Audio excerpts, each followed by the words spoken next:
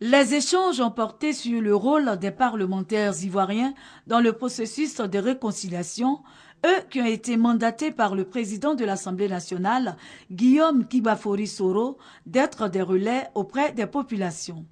Du problème de l'embargo, des réfugiés, du foncier rural, de la sécurité et des récentes élections municipales et régionales, il en a été question au cours de cette rencontre. Le secrétaire général du ministère des Affaires étrangères, Claude Beckett-Dassy, représentant le ministre d'État, ministre des Affaires étrangères, Charles Kofi Dibi, a rassuré l'Union internationale des parlementaires du bon fonctionnement de la sécurité et du Parlement. Il a saisi l'occasion pour inviter ses hôtes à œuvrer auprès des Nations Unies afin de lever l'embargo sur les armes qui planent sur la Côte d'Ivoire depuis 2004, du fait de la crise de 2002. L'Union interparlementaire qui travaille pour promouvoir les rapports entre les parlements, mais également pour promouvoir les rapports entre les parlements, l'ONU et ses agences.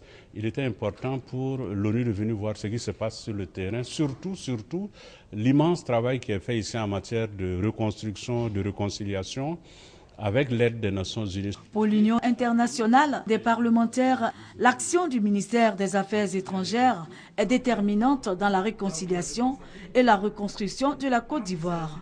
Selon cette union, la Côte d'Ivoire a la caractéristique d'être l'un des pivots diplomatiques de l'Afrique. C'est pourquoi ils ont démarré leurs activités dans ce ministère.